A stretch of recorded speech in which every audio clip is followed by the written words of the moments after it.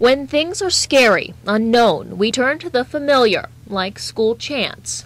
We are Millard South! Millard South chants rang out over and over among the 700 or so people huddled together outside the school.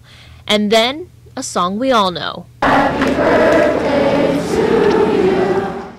Happy birthday for Dr. Vicki Casper, who would have turned 59 years old today had she not been shot to death Wednesday by a student. But tonight, candles and memories and each other were what these students, alumni, and others needed. Just to support school and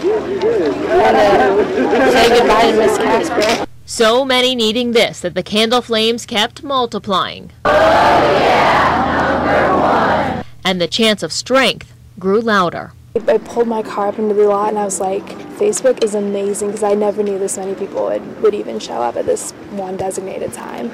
But in these masses, these numbers, people like Haley Waldman found that familiarity and comfort so many are searching for right now. I'm out here just to support the entire Millard South family. My sister was here yesterday when it all happened, and I still have friends who are seniors here this year, and everything's just, I need to be out here supporting it. Support is what's driving Millard South senior Keegan Kegley. I was close to Dr. Case and Dr. Casper, and I really like the school, and they've done so much for me, so I wanted to give back.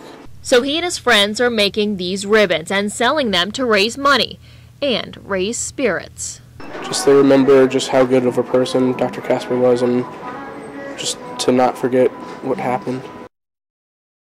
Joy. There you go. A happy moment for the McDonald family, parents Brianne and Dan with 9-month-old twins Aaron and Connor. The moon is their favorite. Watching them play, it's hard to pick out just which twin at 7 weeks old had surgery to completely disconnect the left side of his brain. Pre-surgery, he was very sleepy, not really functioning much at all, and he was having between 200 and 300 seizures a day. That twin, Aaron, the one lying on his belly. He was born with Ohtahara syndrome. Ohtahara syndrome is basically an epileptic disorder where an infant has infantile spasms, and when you do an EEG, you see burst suppression on the EEG. We first met Aaron and his family in May, almost 3 weeks after his surgery. The hat still covered his stitches, but all of that worked. Post-surgery, we have yet to see a seizure, and he's developing wonderfully, progresses very well, and almost every week we can tell a difference in his strength or something that he's doing. He likes to sing, like when we're in church, he likes to sing, and he likes to dance when there's music on. Yep. Encouraging growth, but it's not without work. I'm just stretching his arm out and his hand and fingers out. We have physical therapy and occupational therapy that come to the house, and they come 4 times a week. Therapy that's a lot like play, but still not always fun. But as for those happy family moments, there's been a lot of them since Aaron's surgery. Many more than most dared hope. Him and Connor play together and interact well, and it's just a lot of fun to see them and watch them grow, and him actually just being here is just a huge blessing. The hope is with regular therapy, Aaron's brain will relearn to use his right hand and leg. He can use both already, but might always have some issues. Still, adults that have this surgery never regain that use. And John, to help other families that have children with this Ohtahara syndrome, the McDonald's have set up a website, and we're going to have a link to that one up on our website, WOWT.com. Well, it's great to see the progress and the happy times they're having as well. It really is. He's doing fabulous. All right. And John and Tracy, that's just where we are at 108th and Crown Point, and just west from me at 109th and Crown Point, that's where the crime scene is. Now, if we can take a look at the video from that area, this all happened around 8:30 this evening, 132nd and Maple, the baker's there.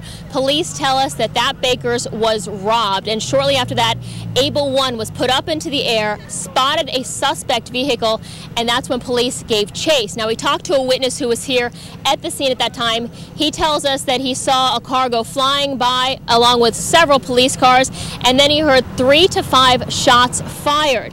Now, according to police at that time, a help an officer call was put out and 2 suspects were arrested. Emergency dispatch says one of those suspects was shot, but they reported him as bleeding and alert. At this point, police will not say who fired the shots, and we are waiting here on the scene for more information as it becomes available. Reporting live, Jaime McCutcheon, Channel 6 News.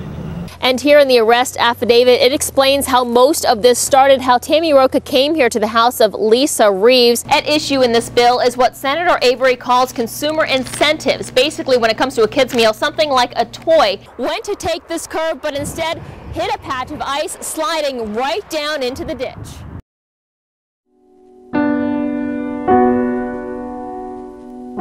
She kind of had a presence about her where she just walked in a room and it just made everything good. It's an Omaha teen's personal story on a national scale. 17-year-old Emily Reynolds is part of the U.S. Department of Transportation's Faces of Distracted Driving series, in hopes her sister's story will warn and save others. Emily's older sister, Katie, 16 years old at the time, was killed in a crash at 132nd and West Center in 2007. Police determined the driver who hit Katie, another 16-year-old, ran a red light as a distracted driver. She hit Katie going 46 miles per hour and never hit her brakes. The whole situation just seemed so stupid to me. Why would someone make a choice that they could end up killing someone else or themselves? Emily was in Washington, D.C. today for the release of this video. Her mother, understandably proud of the role her daughter has assumed. She's a very unique 17-year-old girl. I think it's rare for a girl to have self-confidence and the ability to do some of the things that Emily has done. They're a family healing and getting through life by getting out their message. I would not wish this upon anybody.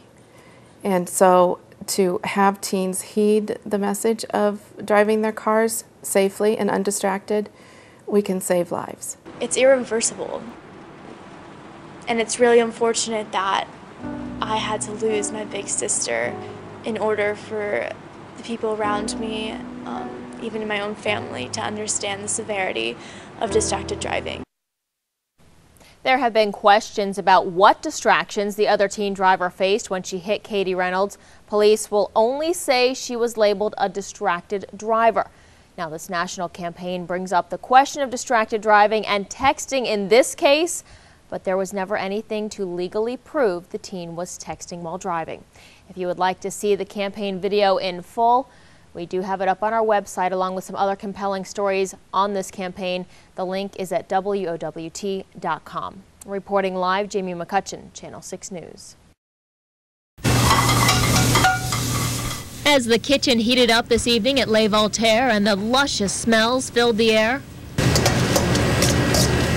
tonight each salad, each French onion soup, each dish would benefit a young woman who wasn't even dining here. Les Voltaires is hosting a benefit for Chrissy Schroeder and her family.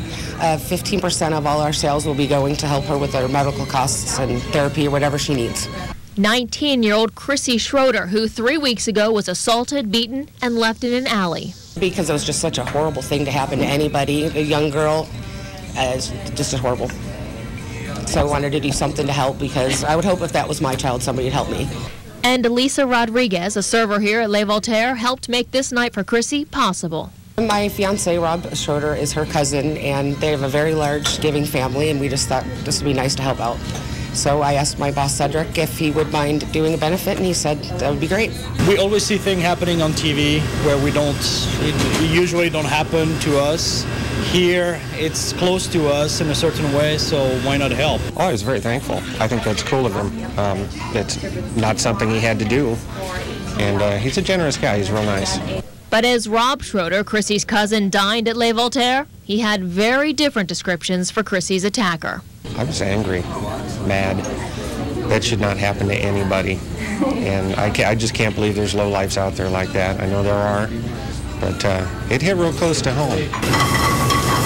And now some good cooking is bringing another thing close too, the strength, kindness, and love of a community. Chrissy's grandmother was at that fundraiser tonight. She tells me Chrissy is getting better day by day. Now there is another fundraiser coming up at Homestyle Cafe near 90th and Maple. That's on August 21st. 2 men have been arrested in connection with the attack on Chrissy, one for the actual assault, the other charged as an accessory. Reporting live, Jaime McCutcheon, Channel 6 News.